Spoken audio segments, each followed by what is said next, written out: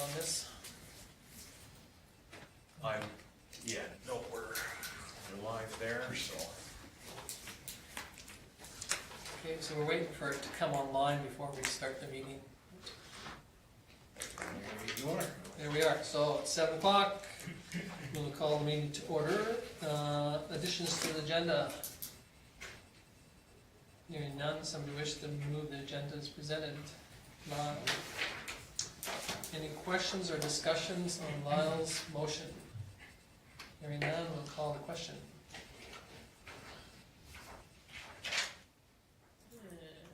And it is carried unanimously. Okay, moving on to the adoption of the previous minutes of October 13th. Any errors, omissions, questions? Hearing none, somebody wish to move it? Georgia Lee. Any discussion on Georgia Lee's motion? Hearing none, we'll call the question.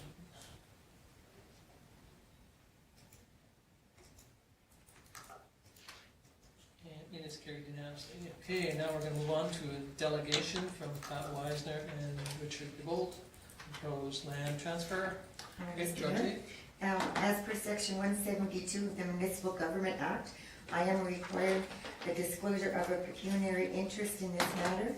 I recognize that the decision of town council on this topic may directly impact the monetary value of my adjacent property.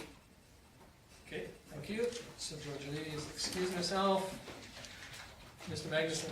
I should excuse myself for receiving pecuniary interest. Okay. We don't have quorum left? Okay, so Lyle has excused himself. Because of, and just from an administration side, because this item is available to publicly, Georgia Lee would be able to provide input from a public standpoint. She doesn't actually necessarily have to exclude herself from the room, just her position at the table. Same with Lyle. Oh, well, you can stay if you like, you can't sit at the table.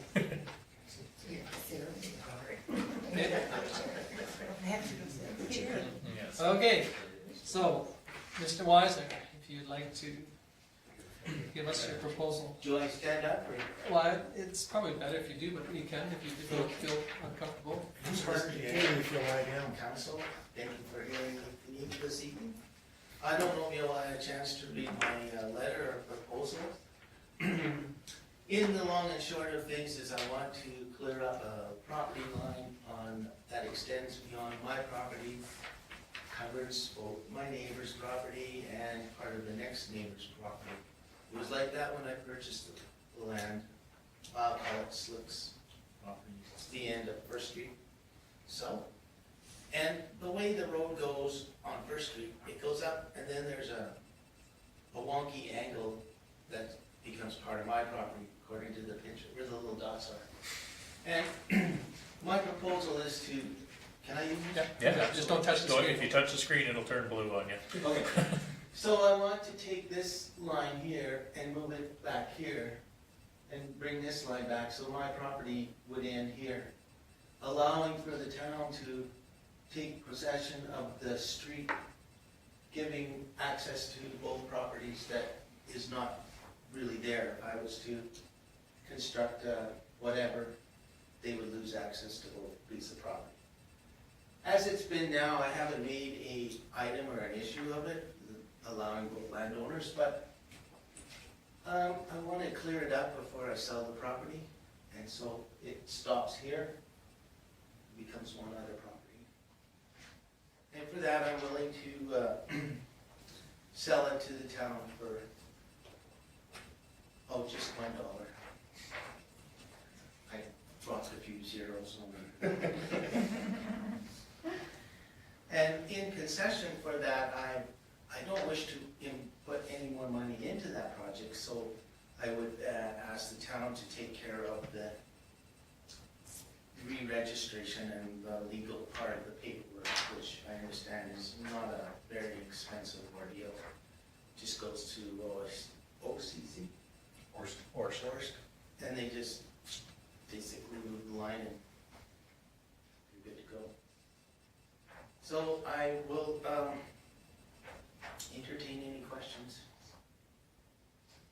it's a very straight through forward thing. I've been chipping away at this for a few years. I'd like to be done with it. Pat, where it says 6-2 and. That's yeah, the street. Is that First Street South? Yes. Yeah, okay. Yeah. See, as you can see, the property comes down and just in the last couple of years, 3 years, they put in asphalt in there. Just from here to here, yeah. Just this year. And so, I pay for that. Well, I don't really want it, because if I was going to develop this property, I'd have to tie into your sewer line out here anyways, so for me, it wasn't a priority, but it was for my other neighbors. And out of that is, they paid for their 50 feet, I paid for the 250 feet. Correct me if I'm wrong. Okay, you just pay for the frontage on the street side. I just pay this, Yes, Nope. the little angle, this in, yeah, right there. yeah.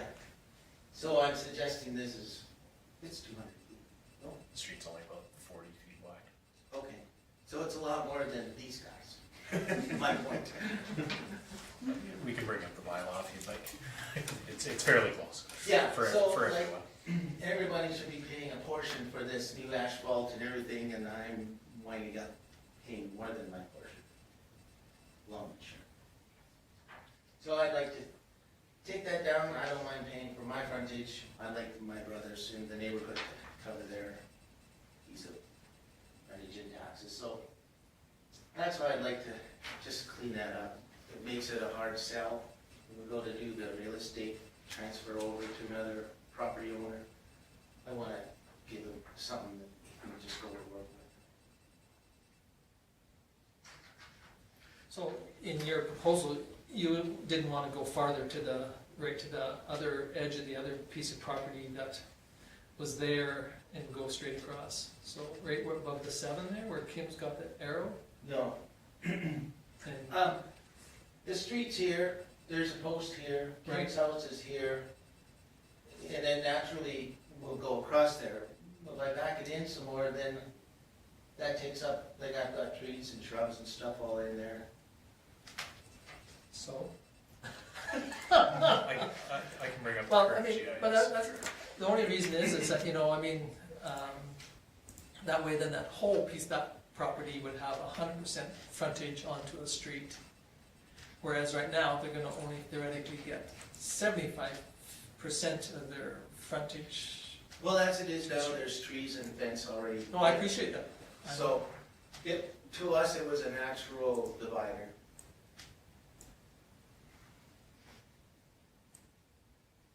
Because right now, on the one property, there's no access, and the other one, You got the color satellite picture? are they, They're on. This one. Way ahead of you. So, his property comes here. right, No, let me see.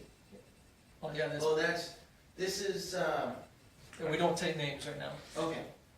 So this is the one that I just wanted to tie I off know. with this corner and just go straight across. I appreciate that. Yes, and you're right, it only allows him a portion of his property frontage Access. onto the street. Right,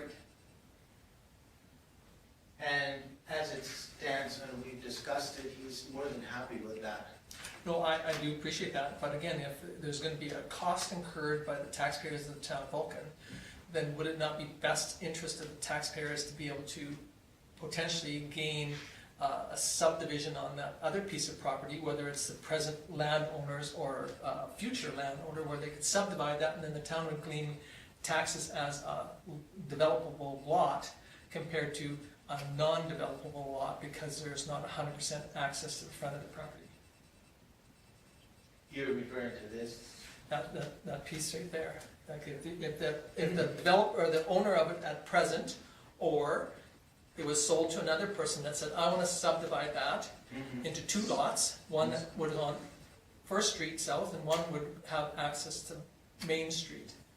No alley, same as what we have in most of our subdivisions. Yeah, And then the town would deem taxation off of a lot that potentially would have a house that could sit on it. But at present, it can't because there's no access to. Well, when we move this back down here, he will have access. Yeah, but only on 25% of it, or 50, 35, 30%, 20% of it, yeah. A little better than 50, but, so he'll have a driveway easily? But again, you know, we go off frontage, Okay. so, you know, we're gonna get taxation, when it's gonna incur costs on the rest of the taxpayers of the community. There's a potential, you say, well, what is in the best interest of the community as a whole? Not interest of that sounds terrible, or the A lot of landowner, this community. you know, which Devel- is Richard, developer. you know, yeah, he was a developer. So we can say, you know, potentially, I mean, the present owners of that property might not ever be interested in subdividing it. But if they sold tomorrow and somebody comes along and says, now I wanna subdivide, but I don't have access, the subdivision will follow through. But if they have access, and I don't know what the percentage would be, but you'd say, you know, what is the percentage it would fall into? That you have to have access to that piece of property. So we'd have to look into that, but I mean, that's another case, but. That's a, what's the name of that out there? Horse. Horse. Yeah. Thing. No, I appreciate, but there's gonna be costs to the town's gonna have to Yeah. incur on subdividing, legally subdividing it, you know, so subdivision will have to go through, then there'll have to be a legal change of ownership of land, and so there is gonna be a cost. We don't know exactly what that cost is. You might say it's minor, it could be minor. In some people's eyes, you know, $1 could be expensive in other people's eyes, so all I'm saying is that you're not interested in subdividing that or giving up more of that land than just that. No, Piece. because with the setbacks, that's not gonna give anybody that buys this a place to put a house. Well, we have houses along that other piece that there's setbacks on. See the Like- idea? Well, take a look at that, the ones, don't go farther down in there, to your, right there, where the houses are sitting, right on the bottom there. Okay, there's houses across that there. Those, Yes, yeah, yeah, those are all the developers done. yeah, I know, but they could do the same thing. They could make a deal and come off that street No, they and, can. and come part of it, so. No, they can. Let's move down so you Okay. can see that. I Well, have I full mean- control over that. Pardon me? I have full control over that. I appreciate that, Pat, but I mean, that might be an opportunity for you to get rid of that, or to deal with both pieces, because I mean, you know, we have to look at what's best interest of the taxpayers of the whole community, So- not one taxpayer. If I'm hearing you correctly, putting a road from here through to there is gonna be a benefit to, No, that's not what I said. okay. Obviously, you missed what I'm trying to say. What I'm trying to say is that, you know, gaining the full access to the front of that piece of property of Richard and George Lee's, compared to gaining only 20 feet or 30 feet of that piece of property. I don't know whether ORSC or legal counsel would say, and then also as a taxpayer of another area of the community would say, we're gonna gain 30 or 20% of a frontage on a piece of a lot that potentially could be subdivided as a lot. Or do you want a full frontage of that, what, is that a 75-foot lot? Or Is 50? this one? Yeah, is yours 50 or 75, Georgia, you know, I can measure it. Richard? 75. I think it's It looks 75 from So it here. does to me I too. can measure it. But anyway, it was just, you know, it's just that, and again, George Lee and Richard might not be interested in subdividing it today at all, period, which is fine, I appreciate that. But I have to, as a representing more than the Richard and you, or, you know, like Richard and George Lee and you, as two theoretic taxpayers, you know, there's 1,800 other taxpayers in our community. Yeah, it's 75 feet. Okay. So just can you move that down and see how wide it would be if we go straight across where Pat is proposing to create that sub? So can you, no, don't go, go about a little bit farther up. So we're just doing this? No, go over to that Richard's land, property line, but straight in line with, no, up farther, up, oh, right there somewhere. Okay, you can't see it, but the property line actually comes to here. Oh, that's where it'll be? Yeah. Oh. So this is that property line, because Oh, there's so that it'll be, 15. oh, okay. Oh, So okay. it Yeah. would go Going just straight across there. Yeah. basically right Right in there. like that. Yeah, can you go from there to the, So that, and Pat, for your question, that's 60, that, from there to there is 65 feet, which is, Oh, from here to here? yeah, Well, what about from here to there? 84. Not More. 200. so, But anyway. so if you go from, no, but go from that other one, can you go, Okay, yeah, so from here down, no. If you The went entrance across, is there. dragging it across, I just want to figure out how much frontage would be on that piece of, that lot, from there to, there, no, it's, oh, to where the fictitious line that Pat's proposing to, somewhere in there, there, it's 40 feet. okay. It's not, you're not in the right spot. Well- I'm measuring from the corner of the lot to, well, there, That's where the, here, I can do the points if you like, so, but it doesn't give me the total I have to do. yeah, that's okay, I was just, it's just that, you know, when we're asked to pick up the costs, as you as a developer, it's up to you to make a, but, Yeah, it's still 14 meters, so 40 feet. Yeah, it's, it would look like it's a little more than half of the lot accessibility. Yeah, and again, it- I don't know whether what, or what, It shows on there. what, Yeah. legal would want to say how much it's gonna cost us to subdivide, and if you're paying for the subdivision and the legal costs and the whole works, it's a different scenario, but when the rest of the taxpayers of the community are, Been there, done that. no, I know that, and so have we. Yeah. You know, we've committed to have the community, the rest of the taxpayers to do processes that had no benefit to anybody but the one developer. And what we're trying to say is that we wanna make sure that we are fair to the rest of them. So on that one, Kim, where is the line that Pat is proposing? Well, Pat's proposing straight across. It just comes straight across. Basically, straight across. Straight from there, Yeah. straight up? Yeah, Okay. see, I had originally moved it farther up, but Okay. that's See. not where the property line is. Yeah, you went from the curb, I went from the curb, Yeah. and we own 50 feet back. yeah, So if you go to here and you look at it, it's, yeah, Yeah, it's. that's the issue, is limited frontage access to here. Because the same thing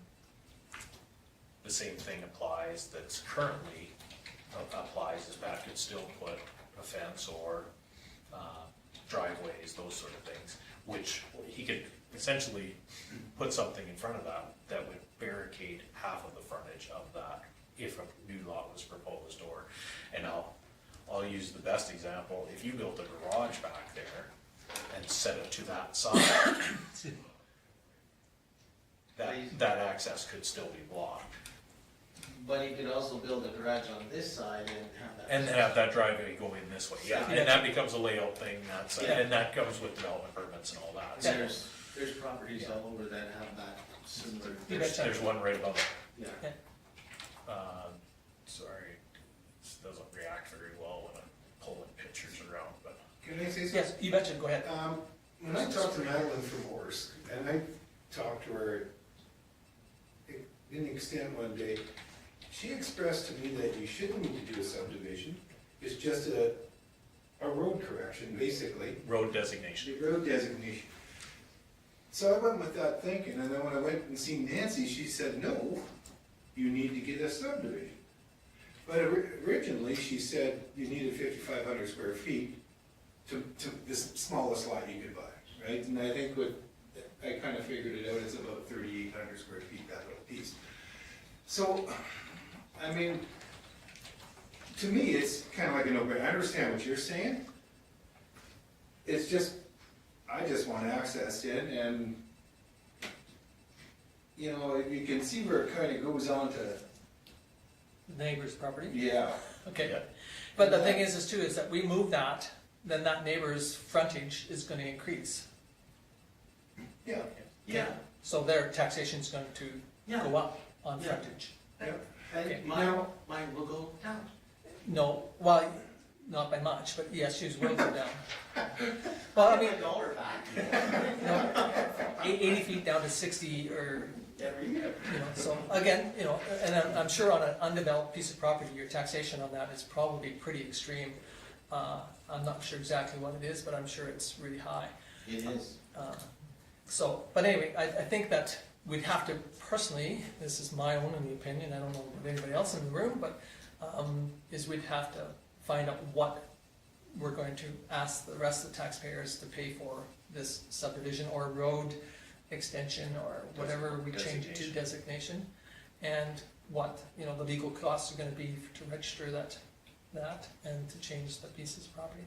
According to Nancy, first time I talked to her, survey and that was 1,800, next time was 2,600 and change. I thought the town's sticking me for $800, but you know, if we pay for it, you know, so. Well, you do the No, survey. I can speak to that. It's- Yeah, I know, but I'm just saying, that's if we You're- pay for the survey, and I thought, well, okay, so you're getting a chunk of land, you get a subdivision, you get possibly one big lot, and, you know, and I guess if I sold this place and somebody wanted to build a lot, then that would have to be worked out from there.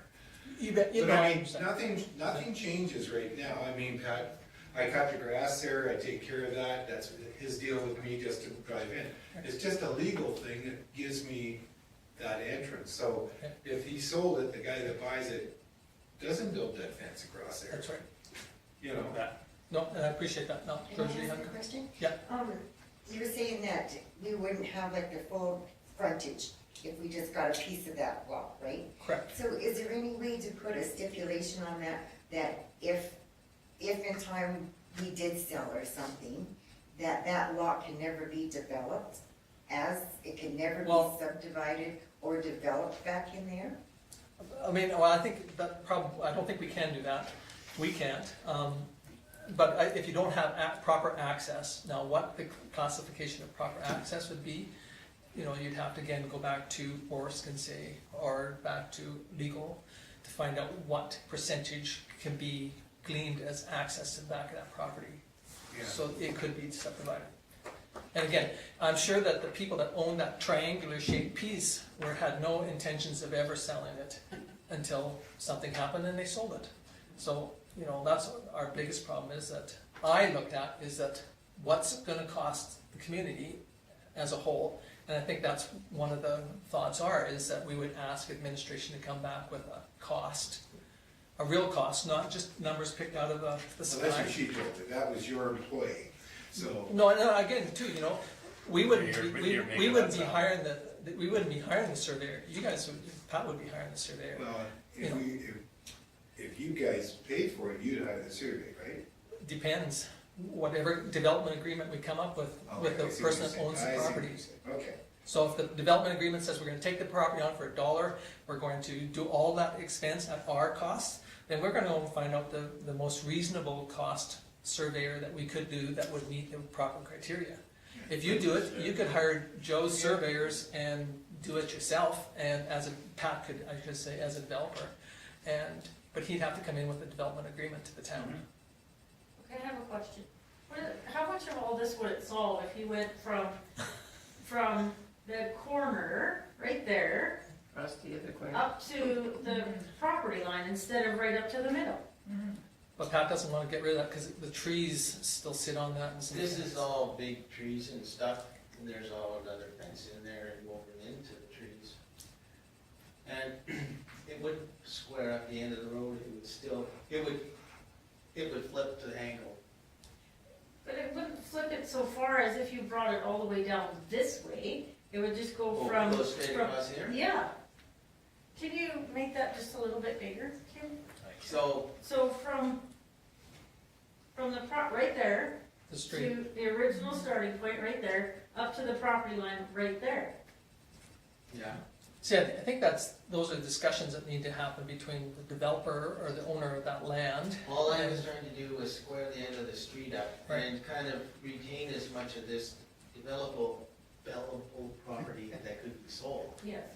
If I change that, I haven't achieved anything. I'm just trying to find the happy medium. Yeah, and that's, I went over and over and over, and that was my happy medium. Okay. And I can address all of your issues, because I've been around it a few times. so. Fair enough. And I think that's what we needed to know is, So you know, what you got here is a triangle. yeah, And whether the angle goes this way or that way, whether you put it up there or down here, it still is the same. Yes, but I'm saying that it might be easier to come to an agreement that way, because then the frontage is there for the subdivide later, potential subdivide later. Neat. Yeah, That's probably. So if you This add is that, where it's up your street. if you add that land in there, like you just suggested, it's well over 5,500 square feet. I could do a subdivision, buy that land off the path, and build a fence wherever the heck I want, because I own it then. There you go. You know, Yeah. and that brings up a whole bunch of issues, Well, the- and I have no problem doing that, but that's what we're trying to solve, is take an issue out. yeah, no, we And- understand that. I was just looking at it as that if it's going to be a taxpayer-funded process, what is the best for the I understand what you're majority saying, of Tom, taxpayers? but there's an issue going onto that property beside me that could come back and be a thorn in the side, that could be very cheaply taken care of. That's what I'm saying. Yeah, and we'd have to discuss some of that with that other landowner too, because their taxation's gonna change on frontage. Well, I think the property being out of the middle of his driveway, that ain't help. Okay, I'll address it inside. yeah, anything else that you'd like to, any questions from, Any other questions? okay, because we have it farther on our agenda. You're welcome to stay. Unfortunately, when you stay, you have no say. So here's your, Unless you're addressed. here's your opportunity to address any concerns that you have, and I'm not trying to get rid of you. All I'm trying to do is, make sure that we all know where we stand, and, Well, explore all the options. I found this one to be the most logical one. the Vulcan. But if I can't speak later, then I'm not gonna stay. well, you're welcome to stay, or you can go home and watch it on TV. We're live, That's my first choice. and, but It's not no ball game the, until tomorrow. the only problem with that is that we won't be able to see your disgust on your face when you're, That kind of tells you where they're voting right now. no. I have Kim's cell number, I can text her. Yeah, you can, go for it. Anyway, no, it's, I just, we appreciate the, like you said, there's an opportunity here to recover some of the ills that were probably there in the past. But on the other hand, we have to, if it was you asking for it and you were gonna pay for it, it'd be a much easier, Well, I understand that. you know. I wouldn't be here, but I was gonna pay for it. But there's ills in the past or ills in the future, that's what we're trying to get rid of too. But again, we still have one there. Yeah. We never corrected it 100%. So I know, what I'm that's trying what I'm to saying. We're gonna move it 40 feet. we're gonna move that problem still there, potentially for somebody else to come along and say, I would still like to have 100% of my frontage to be accessed to the street, Yeah, not just 75% of my frontage. I understand what you're saying. So do we correct it now and then correct it again, or do we try and come up with an agreement to correct it all at once? I don't know. All I'm saying is that we'd have, in my opinion, and there's 4 other councillors, because 2 of them can't talk. Well, they can talk, but they. Trust me, she talks. Sometimes she talks loud. So Pat, you wouldn't consider, you said before you wouldn't consider, but now having thought about it for a few minutes, would you consider the across the corner? Like Laura, From here yeah, down yeah, there. is that even an option? But it doesn't, it's not a logical option? But Because we're if I did leaving that- logic out of it. Okay. Would that be something for it? It's a triangle, so just flip the triangle over and now that problem comes down here. So the road goes down and it's on an angle, the other direction. But we're not worried about the road in its shape, we're worried about land and the owner being able to have access. Well, this gives both owners access, it doesn't give them full access, but it gives one owner full access and the other one 3/4 access. Okay, well, we'll have to, if And I it's on the think agenda. if we put a clause in they're saying if this property is ever sold, that back lot cannot be developed. And have it in there so the people, say if we ever did go to sell, they would see that on there, and they would know that it is a non-developable lot. It's a non-issue. I don't, Right, so then they Just- know to I'll not let- even bring it I'll up let because you can't. Kim do it. answer that question maybe. Yeah, and you can put caveats on properties for that. What that does is you have to look back at what's gonna be the best interest for the town on a planning side.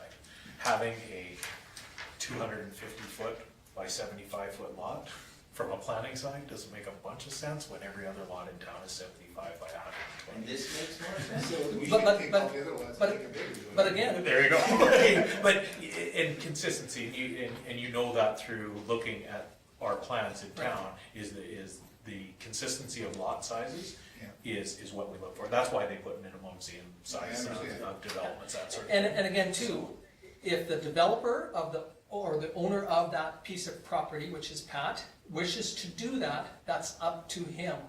I understand. But when we're asked to do it at our expense, then it changes the picture a bit. So you don't look as the worth of the land given to you as nothing? Probably, Sometimes it's a liability. Yeah. It comes with maintenance and that sort of thing, Yeah. development And- costs. and again, if we you have know, to do like, drainage. that sort of again, thing. sometimes, yeah, it's not, So you it's have not to- an asset, it's a liability. No longer a place to pile snow. Yeah, you That's, betcha. that's right, you know, if the neighbors now are putting them there, and I'll use that as one of the best examples. Currently, the homeowners in that area get together and they pile snow right against Pat's And entrance. no access on First. Right, and so now that, the town accepts that land for $1, re-subdivides it as a road allowance, then now that comes with a maintenance cost. If they pile the snow there, then we have bylaw issues that go along with that, of getting that removed. And then we have liability issues for access, because Pat has mentioned that, putting fence up, but, the designation for that property is that is his frontage there as well. So Yeah. there will never be access off of the 534 to those properties ever again, according to Alberta Transportation. So you got access. So anything we have to do with those properties has to come off of First Avenue. That's why the big consideration for that future development in there, what does that look like? Where does that road go? How do they access those lots? Including the look of your guys's, and I'm just throwing that out there from a planning perspective. If you pull our maps down and you start scrolling out and look at these properties, I'm just gonna turn the ortho off so it's a lot quicker. But, you know, you've got a lot here, a lot here, a lot here, a lot here, a lot here, a lot here, and they're all that size, and then one giant one. From a planning standpoint, when you're looking at this map, ideally, somebody someday is going to put that lot across there, and now your assessment goes 300,000 for that house, and now you've got a $300,000 house. And that's what the town, from a planning standpoint, is what's the best use of our land?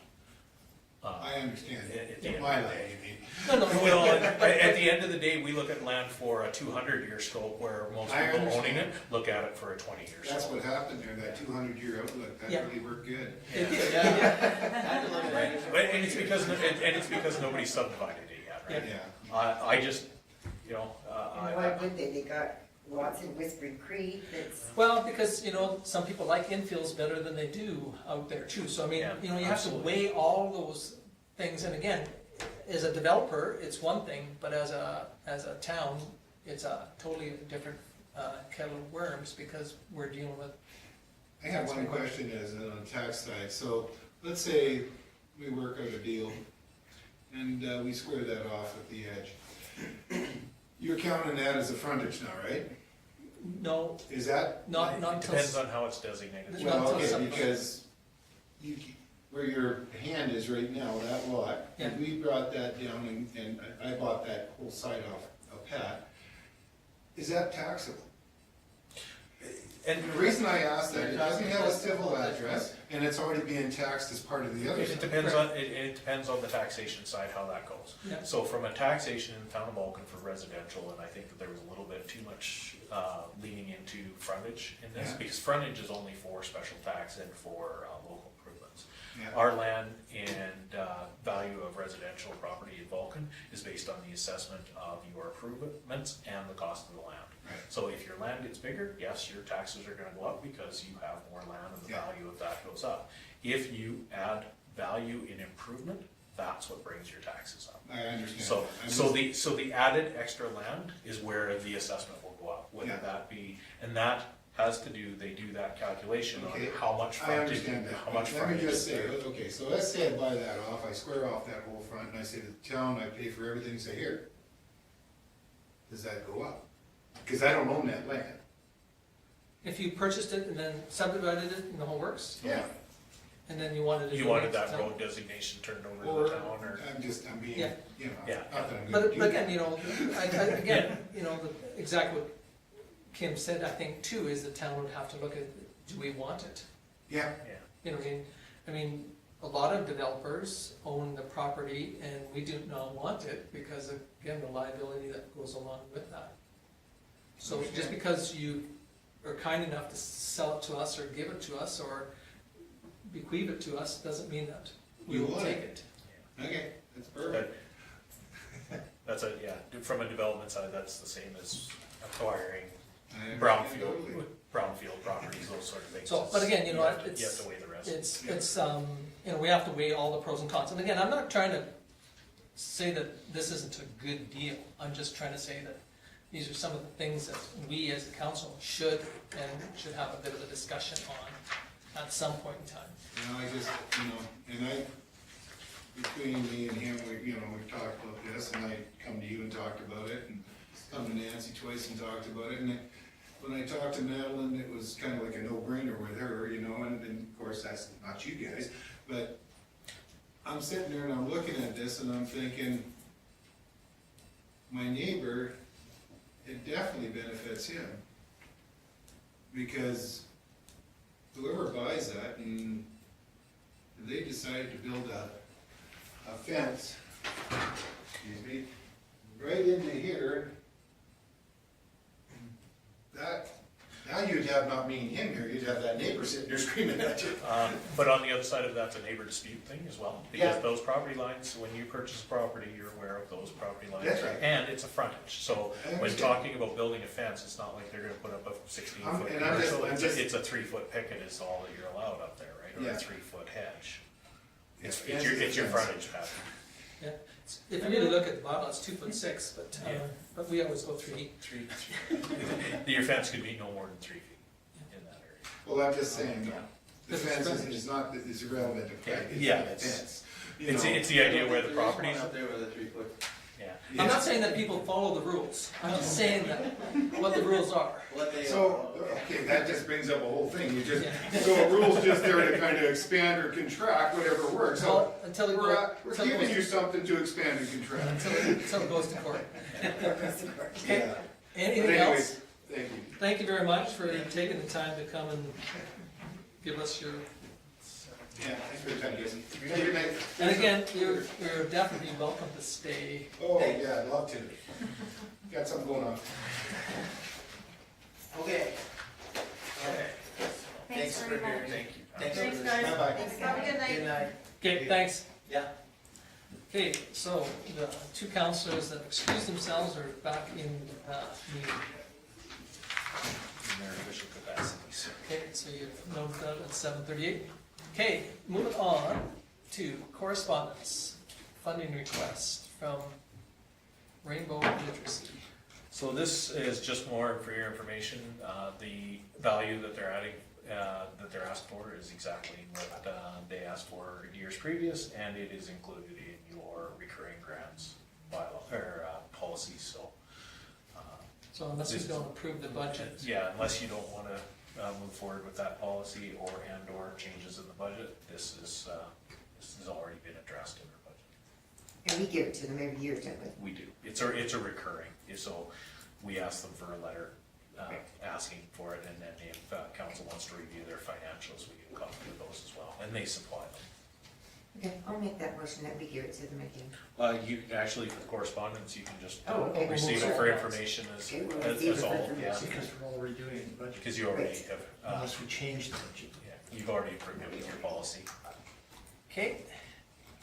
Any other questions or concerns on the Rainbow Literacy request? And if not, then we'll move on to Canadian Badlands, their news release.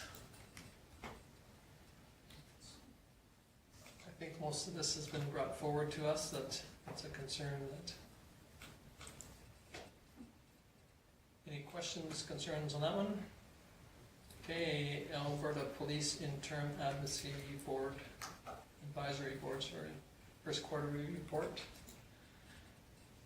So this is the AUMA, RMA, and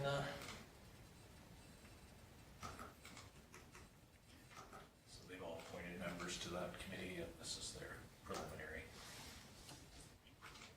okay, any questions on that one from Tanya? Okay, if not, we'll move on to the Rona House Society.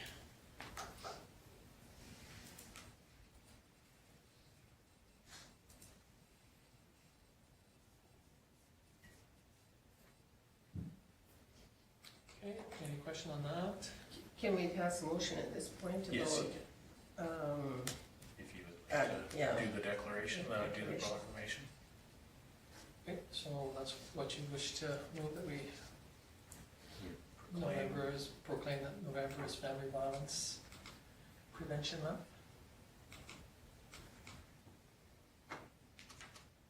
Okay, any question on Laura's motion?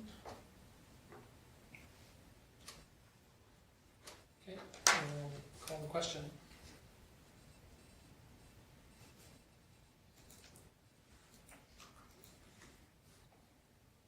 And it's carried unanimously. Okay, moving on to the letter from Municipal Affairs.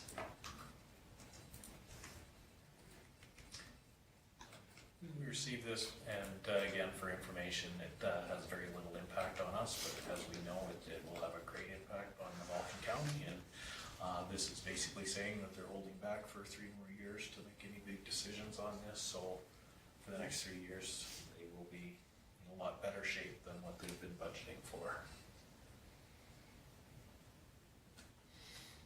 Hopefully, that will be reflected in. other things? Okay, any thoughts, questions? Okay, if not, we'll go to the golf course tree removal. Um, This was brought forward from the golf course from their meeting. Duke has talked to Stu about it. Fortis, we don't request Fortis in to cut trees. Fortis actually contacts us and tells us when they're going to do it. They generally check in with Stu when they start cutting trees in town, but they don't always. So I've already followed up with the golf course and with Public Works, and basically they want to remove those poplars that are along the highway because there's elms in behind them that will fill out that space. And so we're just between Public Works and the golf course maintenance crew, we'll have them work with Fortis when they come, and if Fortis doesn't do them, then the golf course can come up with a plan on how they would like to proceed. But I think that the request though is for us to ask Fortis to do something instead of wait for them to come along and tell us, because it's affecting their power lines, the trees are touching the power lines, and it affects their system. Yes, we So, do. so I think what they're trying to do is, in my way I read that, is they're asking us to get a hold of Fortis and say, you know, we need to do something about our trees. Yeah. That was the essence of it. That's what I did not work between, wait for Fortis to come, say to Fortis, we think that we have concerns. Why would the golf course not just phone Fortis themselves? I don't know.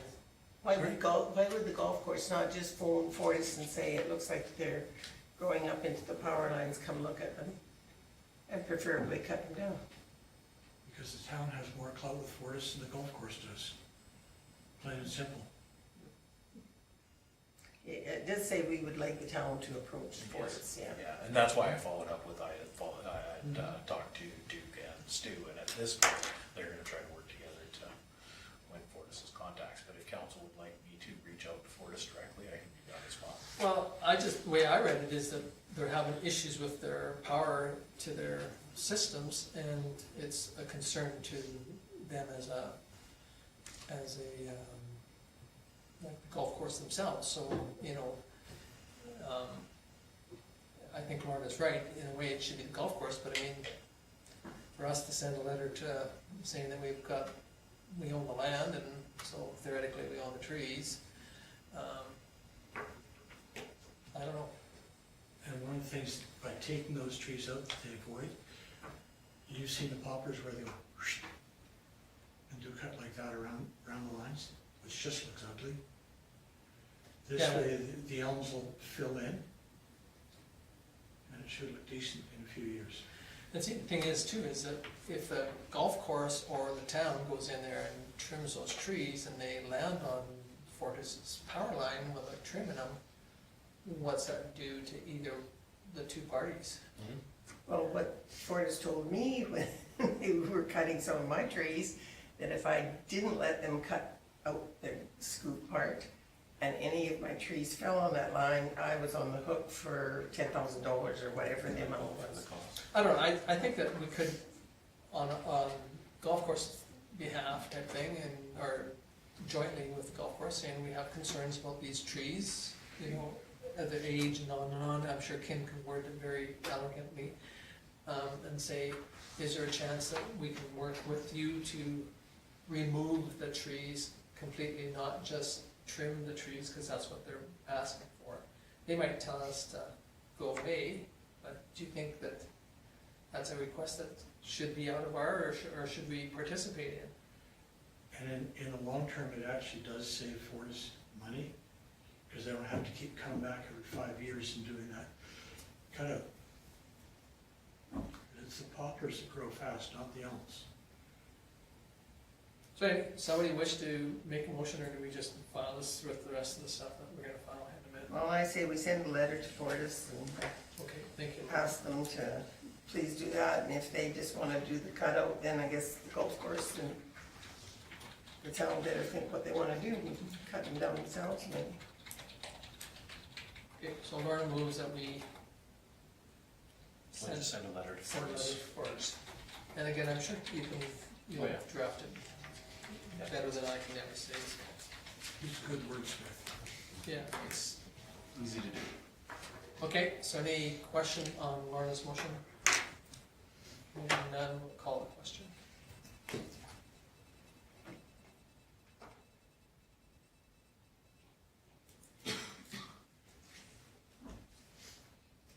And it's carried unanimously. Okay, the rest of them, file for information. Paul? Any discussion on Paul's motion to file correspondence? Hearing none, we'll call the question.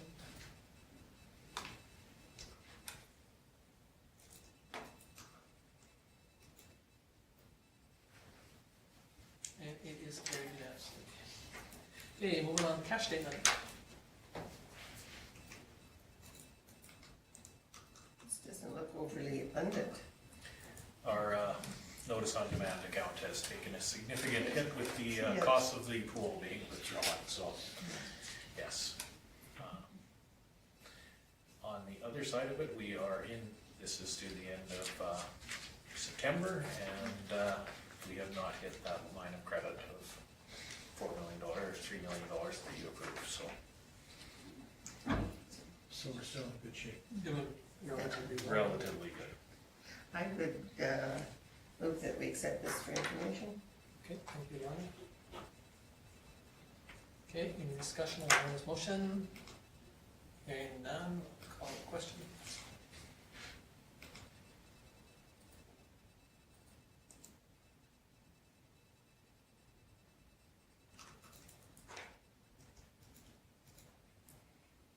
And it is carried unanimously. Okay, year to date. There was one area that I saw in there, but I should have flagged it. Where did I find it? But I had a question for you, Mr. Fall. The original one we had, I had a question, so we actually updated one of the reports didn't populate correctly under the tourism sites. Oh, maybe that was it. No. But we corrected, as, I don't know if any of the councilors caught it, we did used to put a month to date in the middle of this, and we withdrew that one because that was the one that was giving us trouble. So, you still have your budget, your year to date, and then your variance.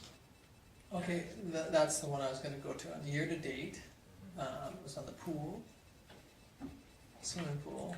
Yes, the 479, Yes. so where did that, That is the capital transfers, because we're gonna have to bring in, because you guys made a motion to bring in money for the HDR contract and that, so that comes in as revenue. So that's why the four. cause I was gonna say that our expenses didn't, No, so we budgeted 100,000, but we had to bring in the funds for HDR, so we have to show that as a revenue because we pulled it, because you guys had it in reserve. okay, So, but but will we not see it as an expense? then? You'll see it come out as an expense. Oh, Yes. okay, so, It just hasn't yet, we just brought it in. okay, no, that's fine, I just thought, whoa, Yeah. Kim's piggy bank got broken. Well, it went the right way though, I know, it did, but that was. No, we just moved money in to pay bills. Okay, Just a very general question. yes, Has COVID affected any of these expenses? Yes, so, things like the arena, that sort of thing, the tourism, center on how we're doing the cleaning, materials, supplies, and we're gonna see a lot more now that we're allowed to, hold programming again, because the time that it's taking to do the sanitation and, getting people in and out, they've started, as you guys know, or most of you know, the walking has started in the CRC again, pickleball has started. We're actually getting pretty good participation. I don't know how many pickleball things you sold today, but it was quite a few.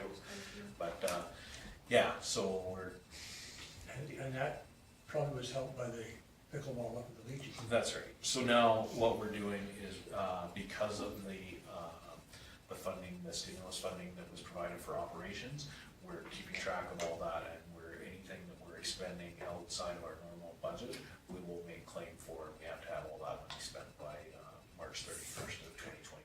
So, okay.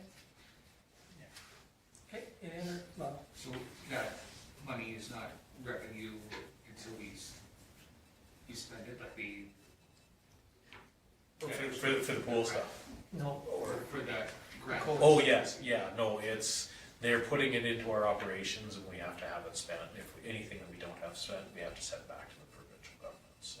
that's It at will show, 200,000. yeah, that's at 199, yeah, $200,000. So does it count as, it only counts as revenue once we spend it? Is that- It'll show up in our financial statements as a government transfer. But we can't use it for anything other than we can't use it as a loss, so I don't believe, can we? Yeah, no, so you can't use it for making up for revenue shortfalls, those sort of things, So like- on regularly budgeted stuff. So what we have to do is we have to account for every item, and then for audit purposes, for recording purposes, we then allocate those costs to this. That's where that income comes in, covers it. Unlike a lot of normal accounting where you have column A and column B, credit and debit, we have 1, 2, 3, 4, 5, and 6 accounts. So we transfer money from the 4s to the 2s, and then from the 1s back to the. So does any of this cover operational, like No. manpower? Oh, Yes, yeah.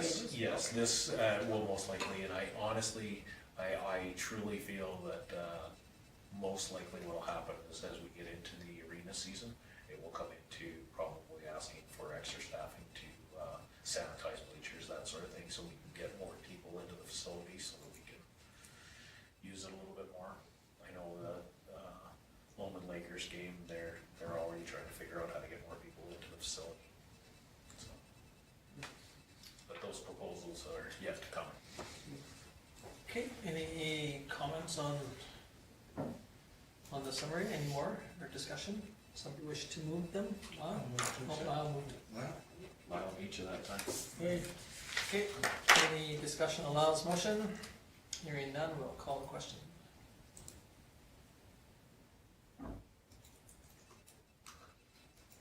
And it is carried unanimously. Okay, moving on to policy A18. So as you saw at the organization meeting, policy 18 really just covered two portions of where you hold your meetings. As you've amended your procedural bylaw, you added more specific items to the meetings themselves, covering off, where they're gonna be held regularly, what time they're gonna be held, clarifying that you don't have a meeting in August August and December, you've actually put that into bylaw now. So we're just updating the policy to mimic exactly what's in the bylaw itself.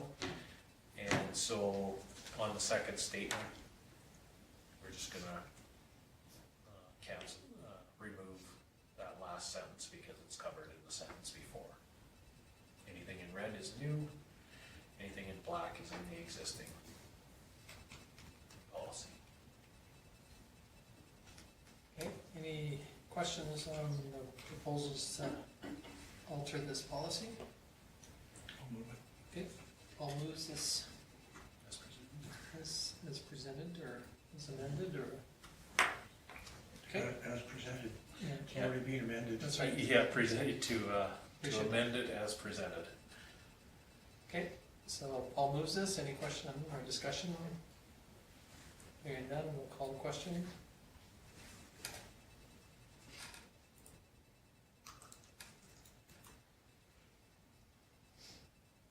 Okay, it's carried unanimously. Okay, moving on to current business. Municipal planning. MPC has advertised for a member at large. Shirley Zelke was the only one that responded. She's been on the MPC for a term already and is put her name forward for another term. I would move that. Okay, any question on the proposal to appoint Shirley? Somebody wish to move that? Lorna did. I did. Oh, Yeah. sorry, I didn't see it. Okay, Laura moves this. Any question on Lauren's motion? Hearing none, we'll call the question.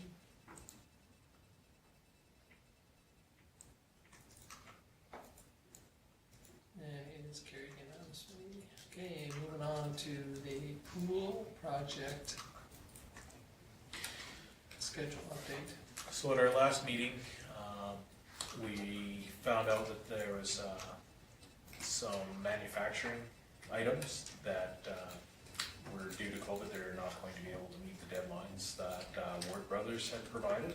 So Ward Brothers has asked to amend the project schedule, and of course, because the project schedule is not tied to any fees or anything, the committee looked at it and said, well, that just makes sense to make sure that they get it done on time. And so what really, because council hasn't been involved in the day-to-day because they've left that up to the committee, we just wanted to make sure that council was very well aware, because all the way along, everybody's talked about trying to hit that October 31st deadline, and really they're doing as you can see by the schedule, they're hitting a lot of their deadlines. There's just certain manufacturing things that won't be in place until they can actually be delivered. So this is a preemptive, just letting council know that the project schedule is going to be amended to mid-November with some completion dates of certain items in December.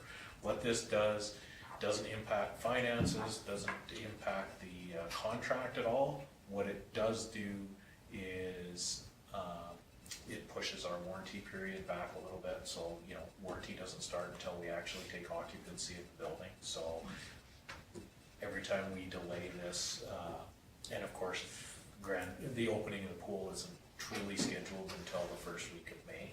But of course, Ward Brothers is wanting us to take occupancy as soon as possible, so they're still pushing forward as hard as they can to get occupancy turned over as quickly as possible.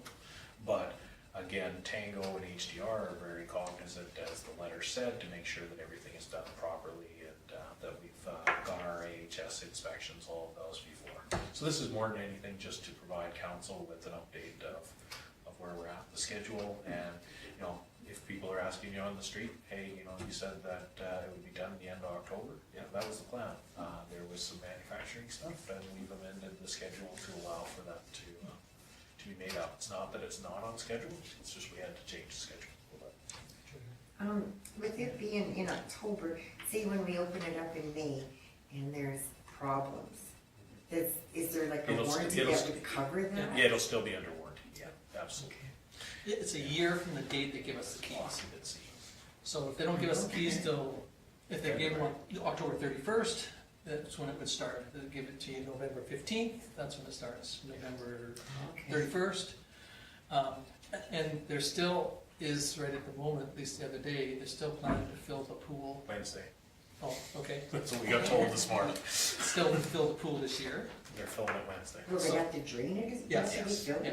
But they will fill it, they'll run it Circulate and it. circulate it, make sure that components are working and things are, we'll find out more about AHS, but anyway. Okay. So you'll see, I guess, we'll see water going in it on Wednesday.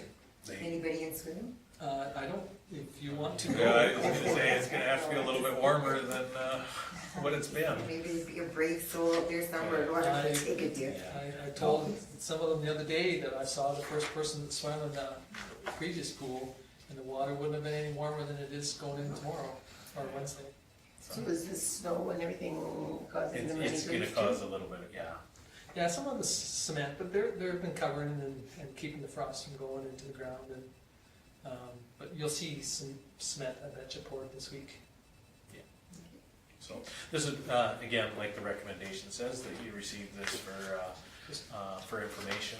It's more than anything so that you guys can answer those questions, because we do know as a committee point, we try to keep you as informed as we can, but, you know, for the last little while, they've just been building, and we've been answering questions, so this one was one that really has an impact to the public perception of the building, so wanted to make sure the council knew that, you know, they're still on schedule, we've just moved the schedule a little bit based on, we didn't want to blame it completely on COVID, but some of the stuff is directly as a result. Yeah, COVID, you know. The weather really- would have, Really has, and then now the weather would have played a bit of a factor too, but COVID really did play a factor on half a dozen different things that were really crucial. the stair tower for the hot tub said that it got delayed for a month, so for sort of full 4 weeks due to COVID. And, you know, and that's partly why, like, you know, some people say, well, why does the water slide come in so soon? It's because they wanted it on site so that there wasn't gonna be another potential delay. So it's been sitting there on site for a month, anticipating that. And we can pay for it if it's here. Yeah, I suppose that's another We way. get paid for it if it's here. I talked to a couple of crew from Manitoba on the weekend, and just chit-chatting. There's 5 of us there working. Doesn't look like it, but they're working. They're all underneath their tent. Yeah.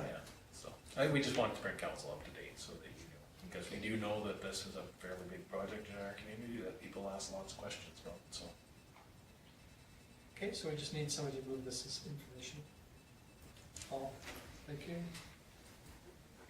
Any question on this Paul's motion? Hearing none, we'll call a question.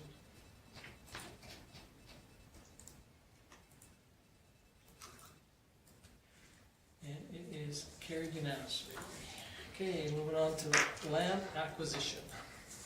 Do I have to read my paper again? We are recording this time. Oh, okay.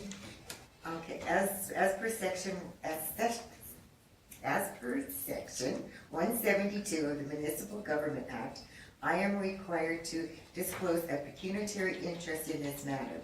I recognize that the decision of town council on this topic may directly impact the monetary value of my adjacent property. Okay, thank you. Lyle? I should leave the floor to proceed with your interest. Okay, thank you. Okay, No, you don't have to leave the meeting, you just can't be addressed unless the chair addresses you. okay, moving on. So there is, any questions from the information that was received from the delegation that were here? Okay, I can go through the Oh, I proposal. was just gonna say, should we not get an actual cost of how much this might cost us before we? well, that is one of the options, but, Okay. come on. So I'll kind of go through the report with you quickly. When we were approached, because we've been, both Nancy and myself have been in contact with the adjacent property owners and the landowner. The landowner as far back as 2018, or the developer as far back as 2018, and just recently with the adjacent property owners. We have had a conversation with ORSC about a road designation, and that is ORSC's recommendation would be the easiest way to proceed with that. One of the things with the road designation is, again, it does have to be surveyed, that sort of thing. We've got preliminary costs and they are in the neighborhood of $3,000 for those costs for that road designation. Because of course, everything needs to be pinned, land titles has to change, all of those things. That brought in, from an administration standpoint, conversations about liability and the expectations of how that road will be developed. So if town takes on that road, will then the expectation be for it to be paved or sidewalks put in or those sort of things? Because we don't know that at this point, but it could become, that could be the next thing that's brought forward to council, and now that it's a roadway, you have a responsibility to provide that sort of thing. The question that comes up the most out of all of this is the benefit to the taxpayers of the town of Vulcan, and where those costs go.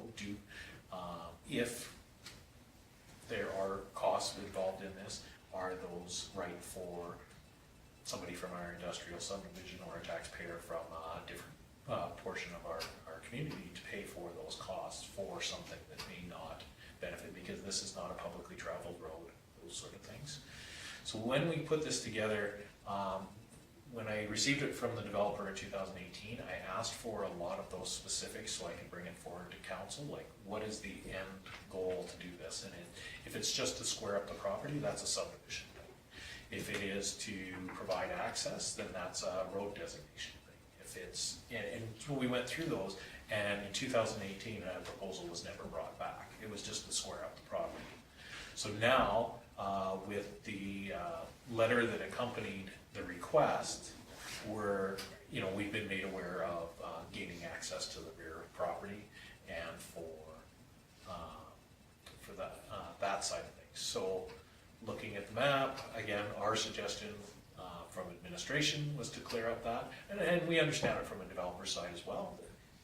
The more land he loses, the less value it has as well for future development, because he doesn't have the amount of space.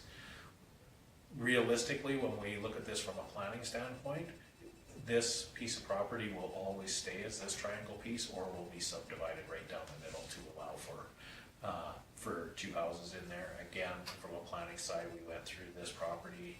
I know property owners in the room, but from a planning side, looking at this on a 200-year scale, most likely someday somebody's going to cut that land unless they develop the whole thing into different. So somebody's going to look at that property at some point and say, hey, there's value in selling the back half of this. So, because I know the previous property owner was looking at doing the subdivision themselves. So we put that through. We brought it, because there isn't any answers to all of these questions at this point, even from a developer standpoint. Those questions couldn't be answered about what this looks like in the future.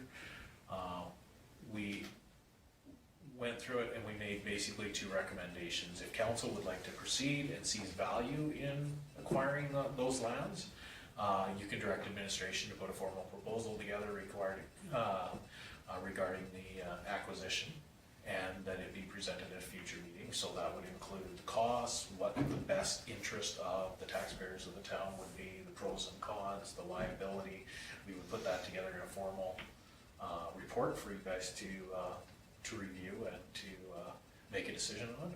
Or if you don't want to put that kind of time into it, you can always deny the request now, but you never get that full scope of what this job, what this project would be. So we've kind of left it at that, unless you've got any questions for me.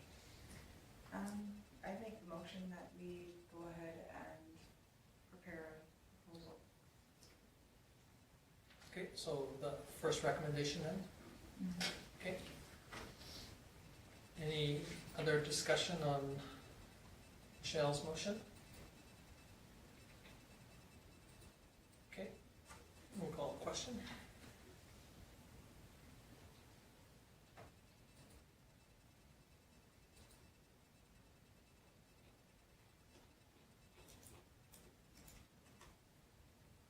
And it is carried unanimously.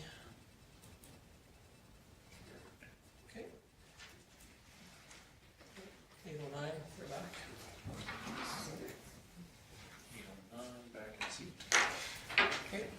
you. Okay, so we'll move on to committee reports. So there's draft minutes from the Peter Dawson Lodge, Marcus Foundation.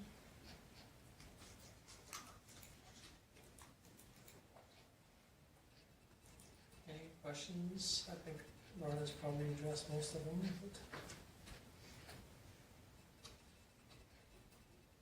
Okay, moving on to the Twin Valley Water Commission, their election of officers.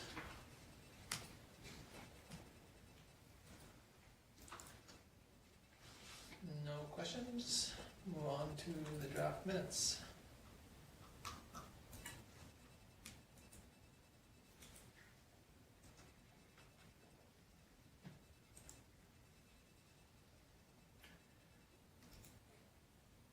Okay, no questions on that one. We'll move on to the elder abuse. Could I comment on that? You betcha. So, such an amazing job on this. And I would definitely, absolutely, please encourage anybody to share this in the community, and like the amount of information and feedback and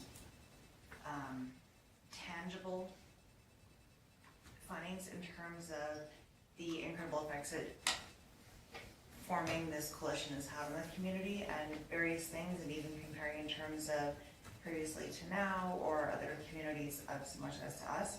And then actually seeing the statistics of, okay, this many cases were in Vulcan and this many cases were in Claresholm when we partnered.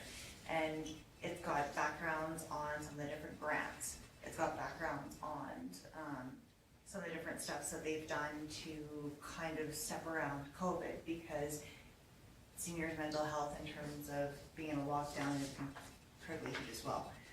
Anyhow, it's a fairly lengthy document, but at the same time, it has so much good information. I would just really encourage everybody to, you know, give it a read, share it. So, sorry, I'll get off my soapbox now. No problem. Okay. No, any questions for Michelle on that one? As I know that's her committee and she brought that forward to us. Not anymore. Yeah, Well, it's my last soapbox, I get to get off. it was her committee. Right up until an hour ago. And appreciate you bringing that forward and for us to look at. So if there's no other questions on that, move on to the next one, which is the MPC.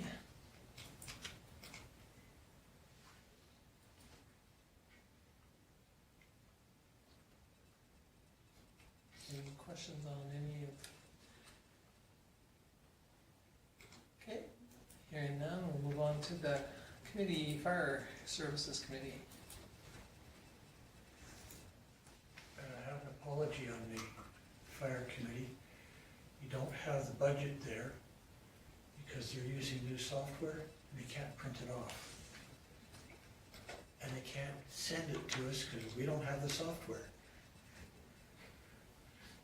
But I think we're up about $1,000 from last year. Very, very slight.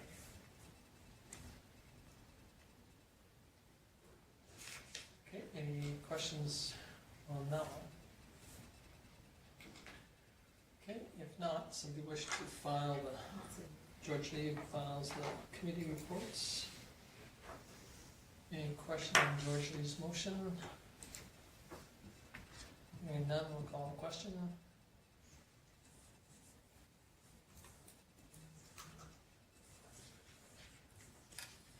And it's carried unanimously. Okay, moving on to verbals. Councilor reports. Councilor Taylor. Okay, you've got the Water Commission one there. NPC you've got. The fire you've got. The golf course you don't have, but you know a bit about it with the trees and so forth. And it looks like the golf course is going to turn a profit this year. And very hesitant in how they're dealing with that profit. And I think we'll probably end up having a discussion with Kim and the golf course executive, because there's a payback clause in there.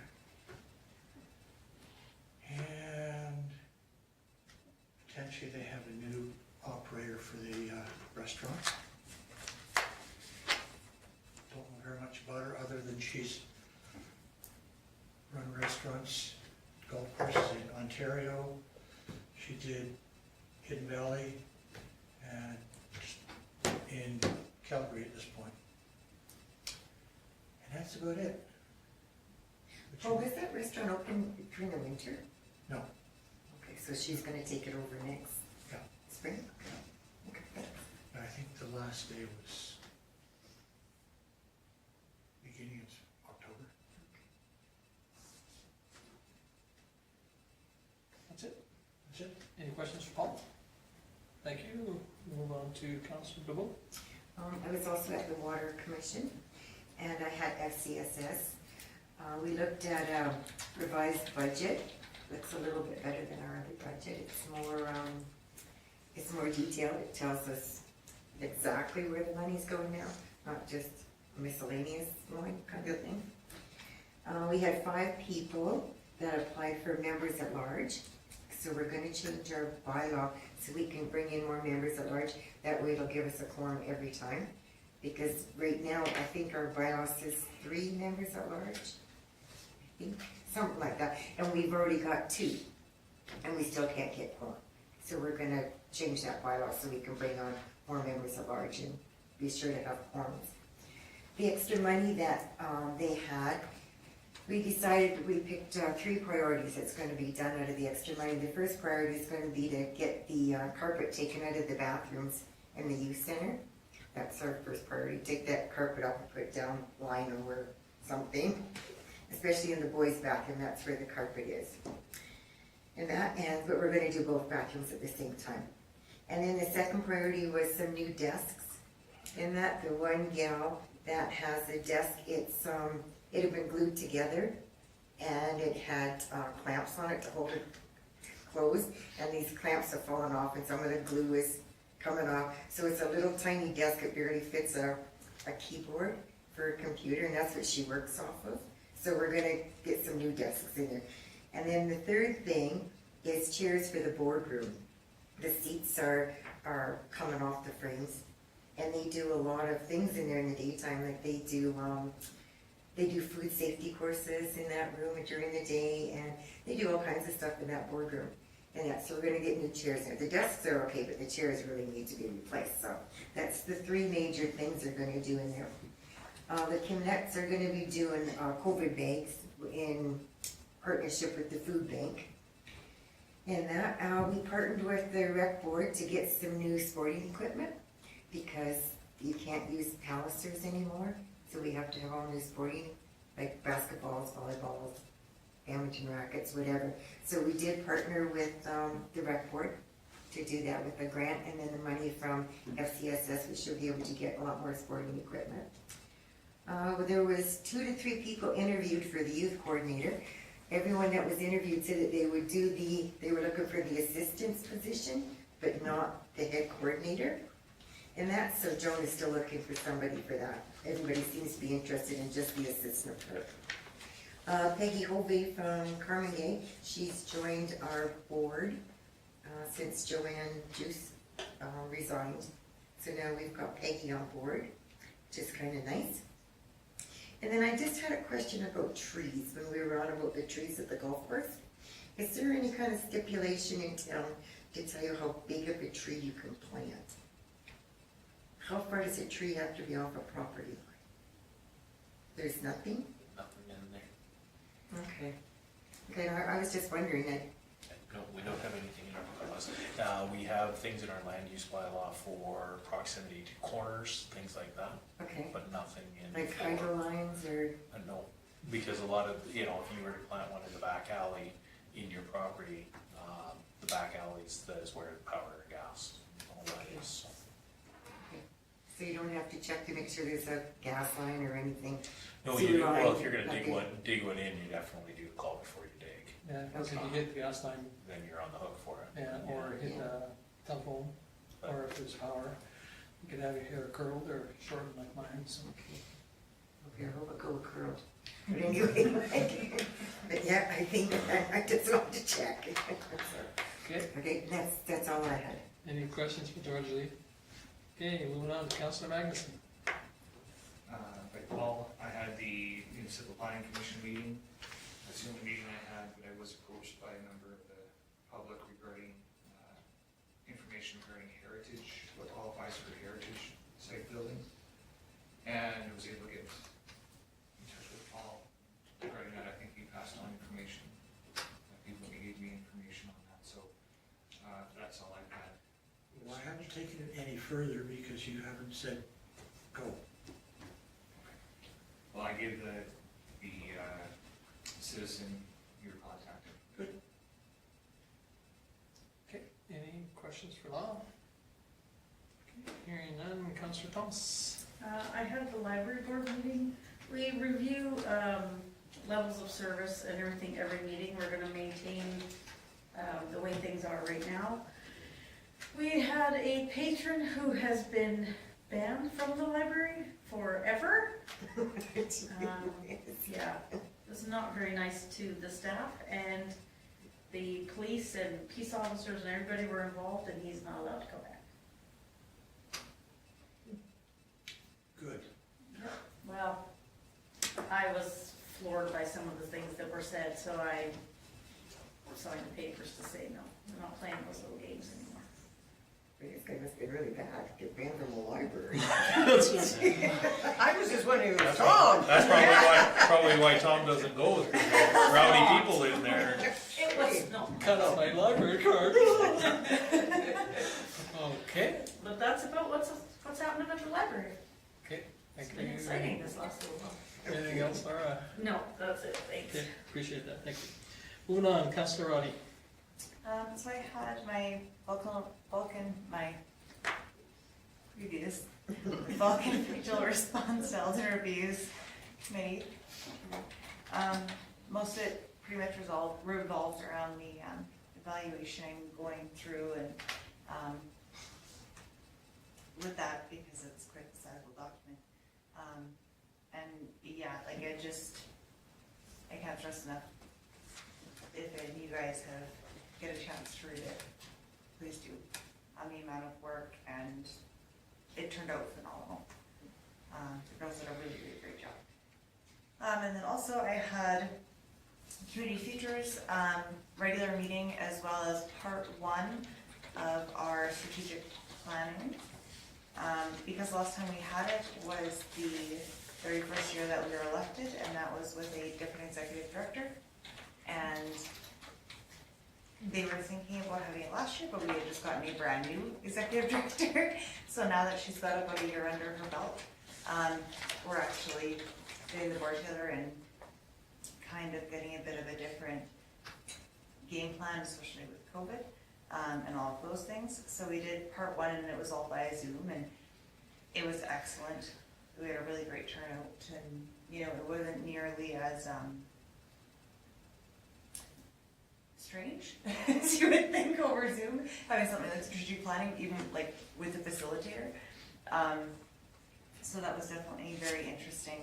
And then next month we'll have the second part. But yeah, I believe that's it. Like, the Community Futures was able to get a fund from the government in terms of that covers staffing and some operational costs and stuff like that. Which is kind of huge, because with our loans and stuff like that, it's just absolutely blowing through the roof. So our IRC committee is incredibly busy going through and evaluating things, and kind of especially going through and touching base with current clients and saying, the last 6 months has been, okay, how are you doing? How do we make this work? What's going on? So that's been a huge thing as well. Unfortunately, we did lose a member of the admin team. They've got a gal hired that doesn't quite have the financial background, but she's kind of also going to encompass other things, like she has more of a social media and technology background. So she's gonna be doing a lot of the admin tasks, but also actually promoting and part of her job, taking over social media for Canadian Futures Highwood. And then same kind of as last time that I spoke to with Okotoks Arts and Learning Center, quite a large amount of time as well, devoted to going over that and still kind of back and forth on the legal ramifications and everything of the very finite details in terms of looking at an MOU. And this isn't actually signing an MOU, this is just looking at the proposal of a possibility to put one together for a space in the Okotoks Art and Learning Center, which looks like it's going to be, it's just going to be an amazing facility as inside. But yeah, so unfortunately it's kind of one of those, it sounds very minor, but having to go through these contracts just with a fine-tooth comb has been quite the experience. And that's Okay, any questions for Michelle? Who's the executive director now? Sarah Noyes. Oh, so it Still Sarah. hasn't changed? No, she's okay. she's now been there for, I think it's in January it'll be Oh, a I see, year. okay. I thought you meant we had someone else. Again, no. Oh, I hope not. No, Sarah's amazing, yeah, so. Okay, anything else? Thank you, Michelle. Councilor Armstrong.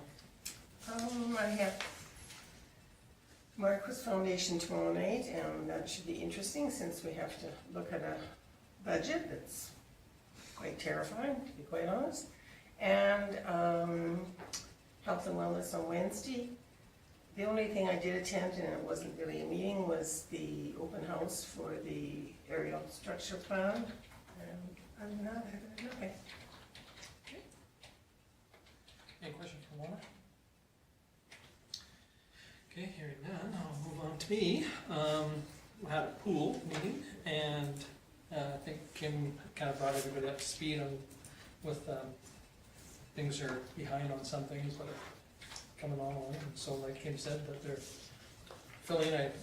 Originally they said it was going to be the 28th, which I guess is Wednesday. Yeah, because they were predicting to fill it on the 28th for about a month now. So, which is kind of neat to see that they got close to the deadline.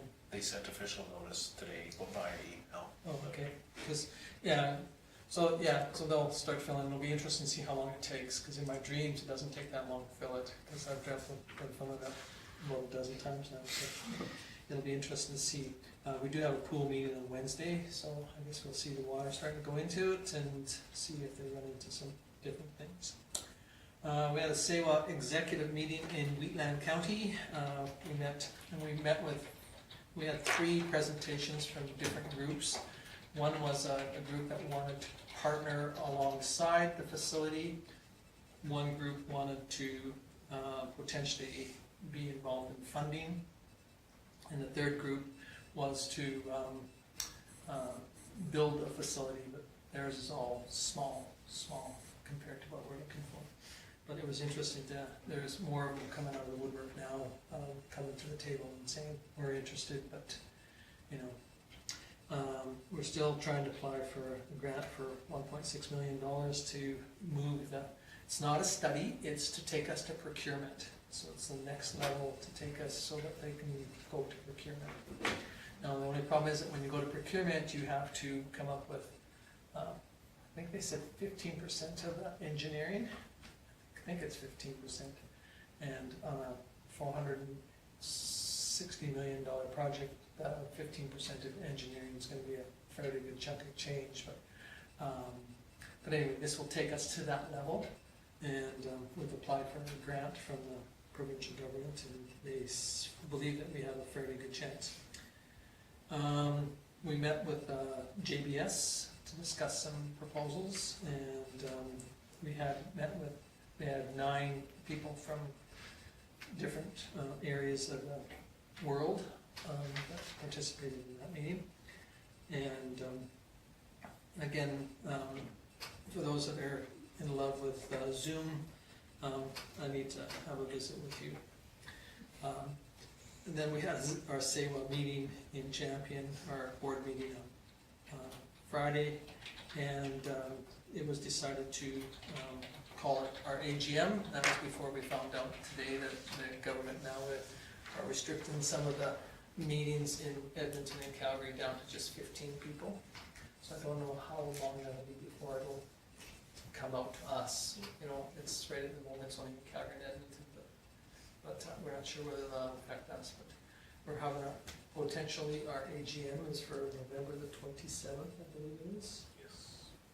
Yeah, November 27th, and so, There'll be a reminder go in the next agenda. yeah, so it'll be on our next agenda, so. Anyway, other than that, that's pretty well my meetings. Any questions for me? Okay, hearing none, does somebody wish to move the councillors' reports? Oh, I'll pick Laura.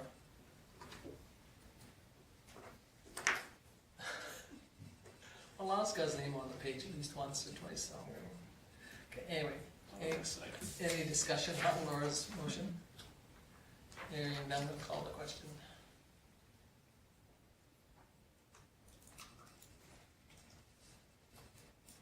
And it's carried unanimously. Okay, moving on to the administrator's report. So there is two there for you. On the action list, we were able to complete everything from the last meeting, obviously.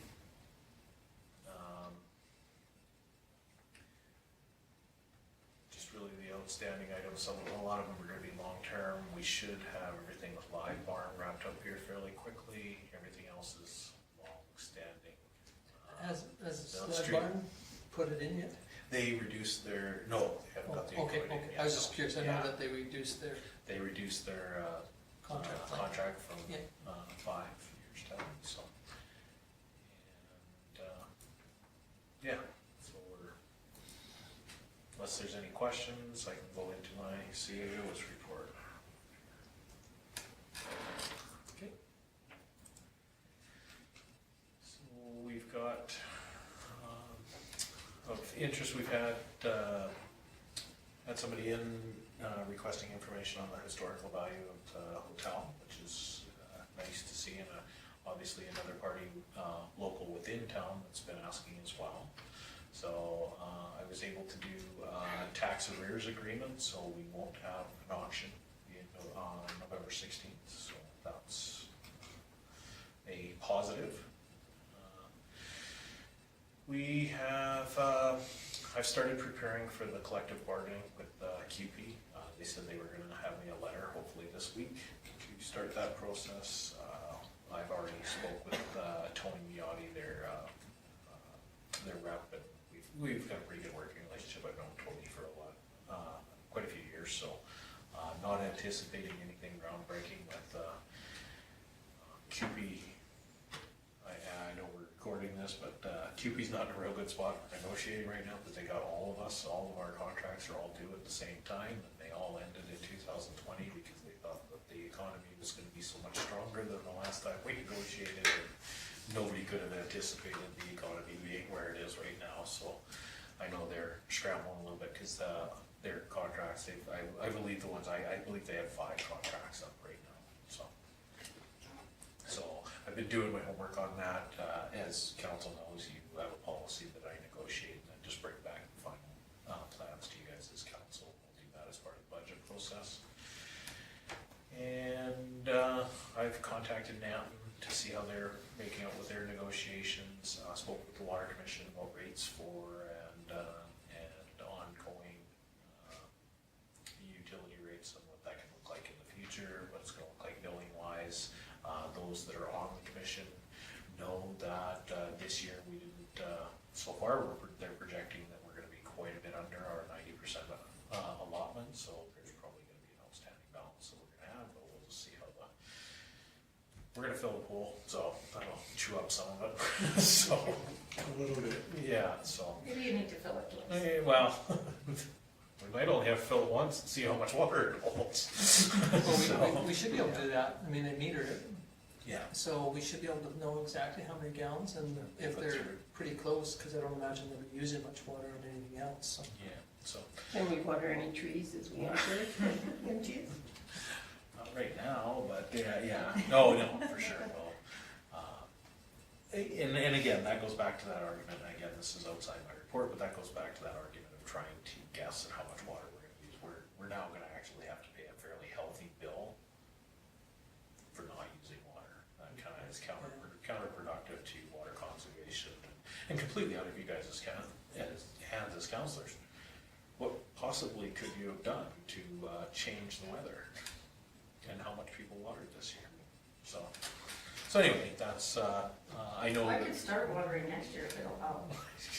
Try to get the Caraganas to come back. No, But anyway, yeah, so they sent a notice just directly to myself to make sure, and honestly, it's more than a budget thing. I'll bring it to council. It's an unbudgeted number, so if it continues that the Water Commission would like to continue doing that, possibly we'll look at having council put money in reserves to cover that, so that Well, it's when either that or- we do have an overage, we can pull from reserve. Or else we request another meeting with them to discuss that the process is not as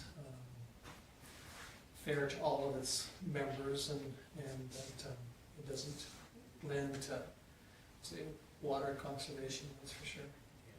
So we'll just see how it ends up at the end of the year. I'll just, again, I wanted to make council aware that that we didn't use as much water and then that's the thing, we didn't get to estimate how much water we used, that they use a formula from the commission based on their data, and that's what we pay, so. We did meet with them last year and talk about it. Nothing has changed, so, having said that, I have preliminarily, as I discussed, had conversations with the Water Commission manager, talking about not only the annual usage shortfall, but the possibility of the commission being, that they've been in operation for 10 years, they now have 10 years of historical data.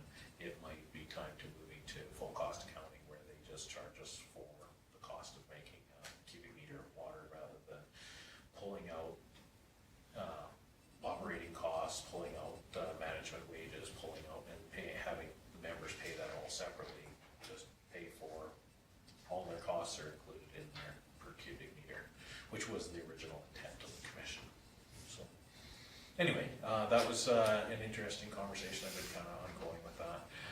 Tom had mentioned in his last report that he had a meeting with Pitcher View. Their CAO followed up with me with some information. I've also put him in contact with the county because they look after that committee now. So, and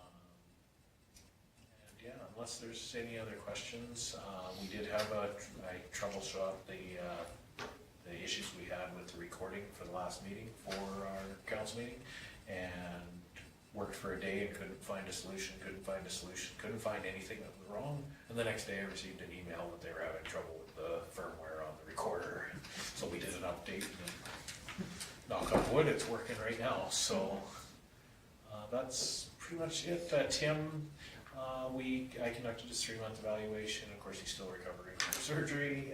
He has got the clear from his doctor to go ahead for the Seapoint train in Edmonton, November 2nd to 22nd. I don't know what that's gonna look like now that they put the restrictions down to 15, because I believe there's 32 in his class, so what that looks like, but it doesn't sound like they're restricting classrooms or anything like that at this point, so it was just social gatherings that they've talked about. At this point, I had a pool meeting, obviously, that Tom attended, and you guys received the information from Skase and Partners. Were here to do our 2020 pre-audit. They were here for the 3 days and have gone through, gathered up a bunch of their information. It was necessary. Everything seemed to go fairly well. And then I attended the Vulcan County Industrial ASP open house. I saw a lot of your faces there, so they felt like it had a good turnout. So, on the other note, I am going to be gone Wednesday afternoon after our pool meeting. I'll be leaving. So far, they're telling us that we're going to have our in-person meeting in Edmonton. I had no idea, because our board is 13. So we fit just under the criteria, but also they're letting us into the provincial building with masks and all the things. We're not allowed to leave, we're not allowed to bring anything in, those sort of things, so we'll see how. To be completely honest, I'm not afraid to go to a meeting, I'm afraid to stay in the hotel. So, but that looks like how I feed myself for 2 days if I can't touch anything. But that's, I might buy a bag of hamburgers on the way through Calgary. But anyway, I would hit the AW on the way out of town and take 12 cheeseburgers with me for 2 days. Anyway, so I will be out of the office. This will be the first meeting we've had this year with the committee that hasn't been done through Zoom. Again, I find the timing of it a little strange that they would invite us to Edmonton when they're having their largest outbreak, but maybe they're trying to share with the province. So. What's the numbers they are? So, anyway, that's my report, and I probably shouldn't be as sarcastic about that as I am. My wife really doesn't want me to go. Okay, any questions for Kim? Okay, hearing none, somebody wish to move the administrative reports? Lorna? Okay, any question on Lorna's motion? Hearing none, call the question.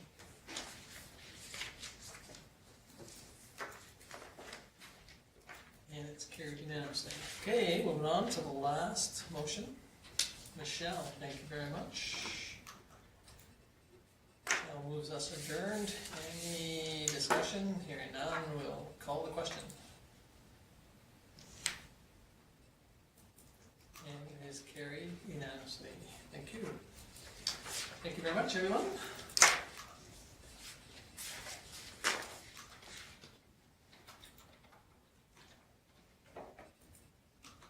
I've been working at the pool almost 24 hours. No. So even lights on.